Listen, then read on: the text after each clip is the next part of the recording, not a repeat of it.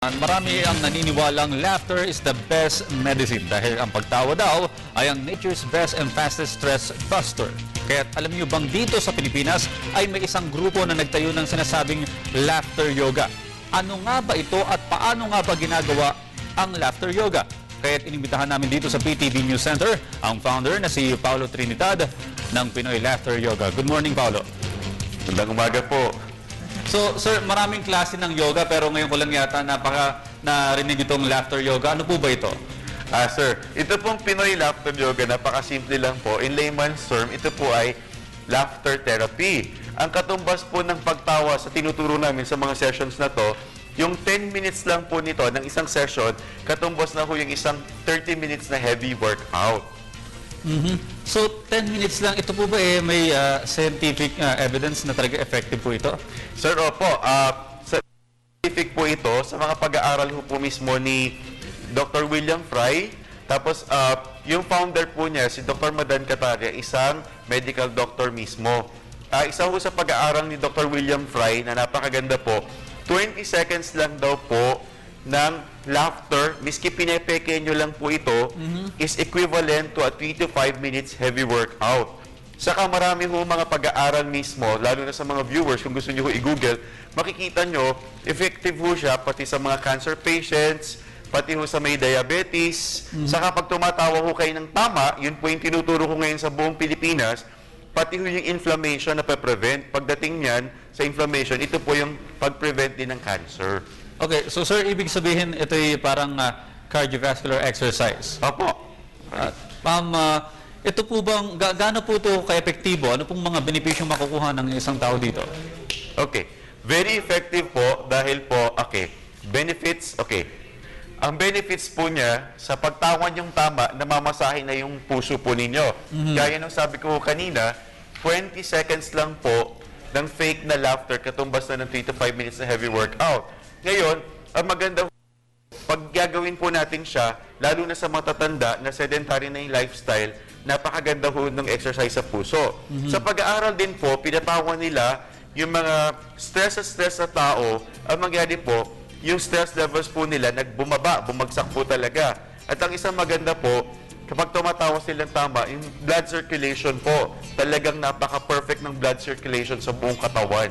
Saka napakaganda rin po siya sa nervous system, pati rin po sa digestive system. Nag-i-improve po. Kasi pag nasa stress tayo, yan po yung talagang mga naapektuhan sa katawan natin. So, yes sir, curious lang ako, sabi mo kanina, kahit fake na tawa, ibig sabihin hindi galing sa pusong tawa, nakakatulong pa rin. Ano po ito? Talagang muscle control lang or talagang exercise lamang po ba? Okay. Tinatanong niyo po ito ko sa fake na pagtawa kasi po ganito po yan. Yung neuronal circuits po natin sa brain, napaka-sensitive nito talaga sa pagtawa. Tapos, kukunin din po natin sa kasaysayan, dahil po kay Aristotle at kay Plato, tayo po ay tumatawa palagi ng may dahilan. Hindi natin na-realize, pwede naman tayo tumawa lang ng walang dahilan kasi ang hahabulin natin yung health benefits nito. Ngayon yung sinasabi ko, kailangan pagtawa, kailangan manggagaling po yan sa belly o sa tiyan o kaya sa diaphragm. Actually, pareho na naman ho yung gagalaw, basta ang emphasis po ng pagtawa, yung scientific way of laughter, dito ho nanggagaling sa ating diaphragm at sa belly. So, pwede nyo po bang i-demonstrate sa amin kung paano itong laughter yoga? Okay, napakadali lang po, sir. Padaling exercise po, hawakan nyo po ang inyong diaphragm. Dito po. Tapos sabihin nyo lang ho, pinakamadali, bago ho natin gawin yan, subukan nyo muna ho ang mga facial exercises para igalaw ho yung ating bibig para madali na ho magtawa o tumawa. Sabihin nyo lang ho, Ngayon, sa pag-aaral din po ng science, pag ito daw, sa facial feedback theory ni Charles Darwin, pag ginagawa mo yung yan, tapos pinipilit mo maging masaya, naapektuhan na emosyon mo. So, kunyari, gawin natin ngayon, mabilis lang ho. Masaya kunyari. Okay, pinakamabilis, para mas masaya, ilabas nyo muna lahat ng mga negative emotions nyo by voicing it out, sabihin nyo lang, Pagkatapos nyan, nyo po ang inyong diaphragm, pati ang tiyan mismo, dahan-dahan, sabihin nyo, Isa po ang exercise na napakadali. Subukan nyo mag-pant parang aso. Labas nyo yung dila. Labas dila. Hihingalin parang aso. Sabi nyo, pero mag-ingat po. May NTRCB pero hindi ho kabastusan ang tinuturo natin to para gumalaw po ang ating diaphragm at ang tiyan. Sabi niya, pagkatapos ho, isound na natin yung E. Tatawa na ho tayo. Sensitive yung ating brain dyan. Sabi natin,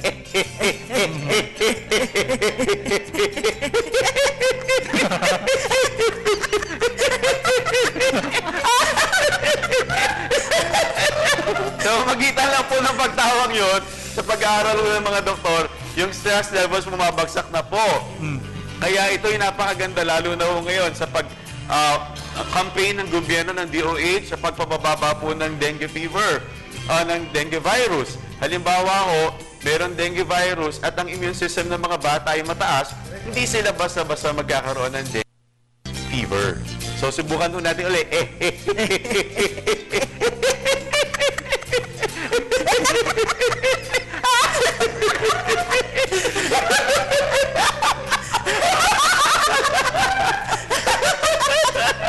Saka sa pag-aaral din po, ito pong 10 minutong itatawan yung ito, katumbas na rin ho nito ang mawawalan ho kayo ng 300 calories. Kaya 300 itawan nyo na ho calories. yung mga stress nyo. So nakakapayat po pala, sir. Opo, 300 calories sa 10 minutong tawa ang mawawala.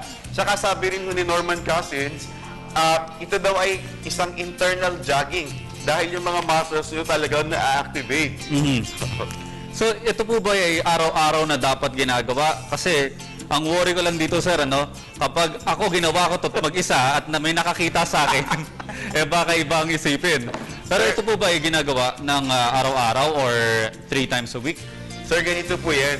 Sir, katumbas na ho kasi yung tamang paraan po katumbas na sa isang workout na 30 minutes, no? Napakaganda ho siya gawin every morning, for 10 minutes, gawin niyo na ho, first thing in the morning para yung mood yung mag-improve na, circulate yung blood sa katawan. Saka sa yung tinatanong niyo ho, paano kung halimbawa tatawa kayo mag-isa? Pwede niyo naman ho siya talaga gawin on your own sa harap ng salamin. O kaya, para huwag kayong mahuli, ang gawin niyo, tumawa lang ho kayo, tawag ng founder, silent laughter exercise. Hawakan niyo lang yung sikmura niyo o yung diaphragm, pati yung tiyan. Walang tunog, walang tunog. Pero naka-e kayo, ganun.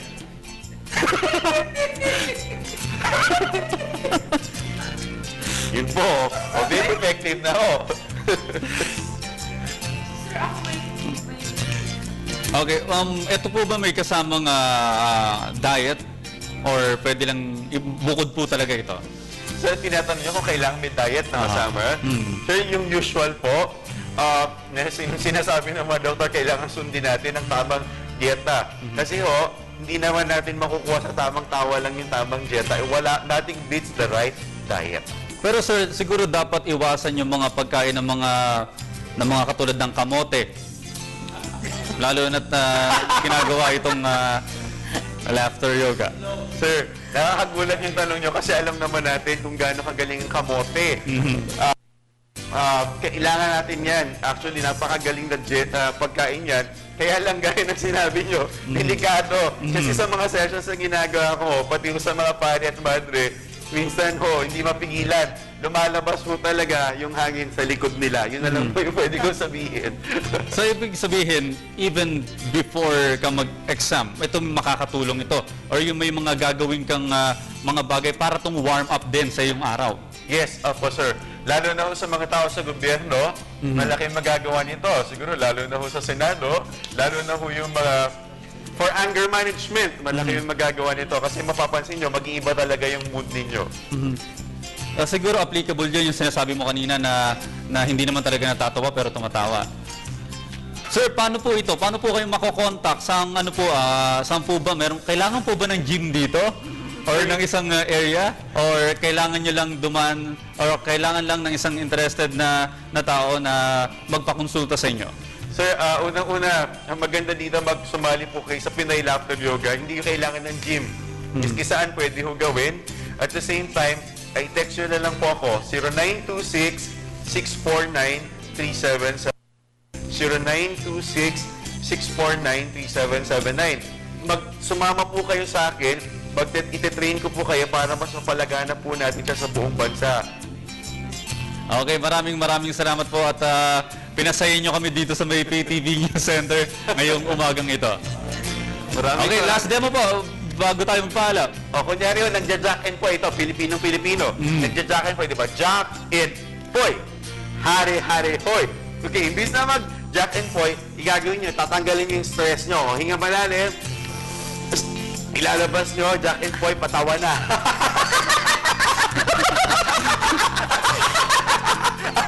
Okay, nagpapatintero, mga bata, o.